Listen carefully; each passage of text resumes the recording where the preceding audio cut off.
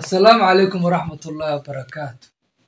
أحبابتا نala daawanaysa meel kastay joogtaan waa idin salaameynaa in waalidkaada nool yahay ama wada joogaan waxay ka mid tahay faa'iidooyinka ugu weyn oo qof helo. Maanta waxaan ka hadli doonaa qiso yar oo cajiib ah oo aadna muhiim u ah inaad dhegaysataanna macnaheed ay tahay inaad wax badan ka faa'iidi doontaan adigana daawanayana ama dhegaysanayana aad tahay qof waalidkiis jecel. Qisadana maanta waxay ku saabsan tahay aabbe haystay 5 gabdhood. Nasiib darro hooyadeed baa geeriyootay, balse asiga wuxuu go'aansaday inuu ilmihii tarbiyadoodii gabdhihii aad u tarbiyeeyo oo koriyo oosan guri kaliya islaan kaliya howlo kale uusan geline 5taas gabdhood ee u joogto inuu xoogga saaro buu ninkii go'aansaday. Alxamdulillah ilaahay saa ku guuleeyey ilaa ay gabdhihii gaareen yacni heer ay guursadaan. Hase yeeshee dhaqamo dadku ay kala duwan yihiin. Dadka qaar waxaa laga yaabaa gabadhii weyneyd ama tii ku xigtay oo joogaan in mid kale la arooso ama yaraantii la arooso waa macquul.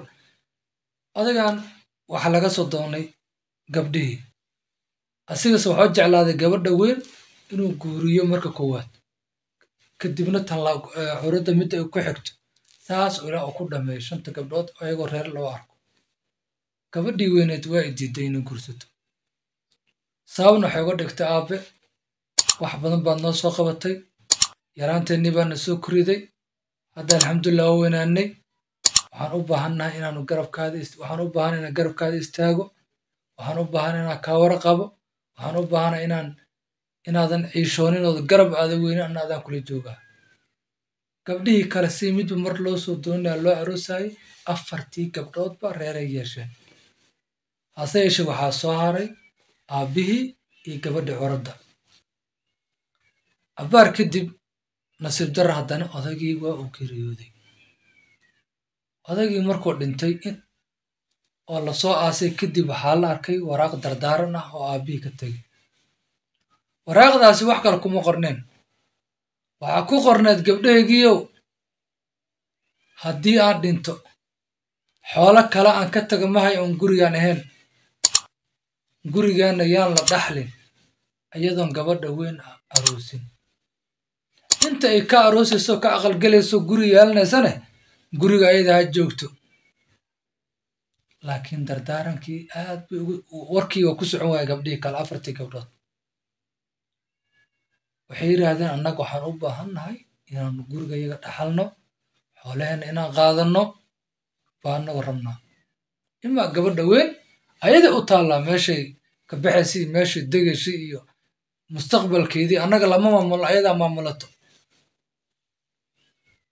Gabdhihii 4ta markay go'aankaas gaareen tii weyneyd ayadoo la yaaban bay ku raacday tiri waaya.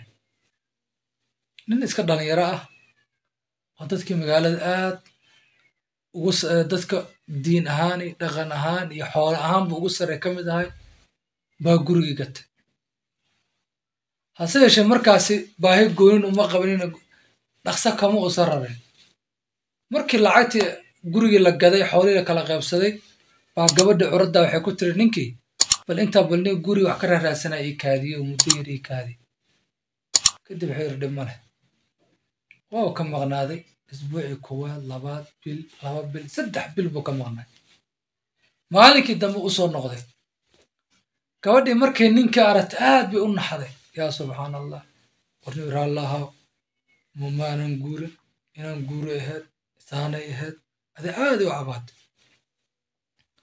Ninkii nin wanaagsan ahay baa wuxuu ku yidhi walaal aniga waxa qisada waa maqlay, sheekadiina waan ogaaday, wixii dhacayna waa ka xumahay, anigana maanta inaan gurigan kaa raro uma aanan imaanin, laakiin ujeedkayga taas waa ka duwan yahay. Gabadha waxay tiri maxaa ujeedkaada? Wuxuu ku yidhi aniga waxaan rabaa walaalay inaanu sida ilaahay rasuulkiisa raalli ka yihiin calayhi salaatu wasalaam aan ku guursado gurigan adi aan meher kaaga dhigo. Gabadha waxay tiri waa yahay waa soo istikhaarena.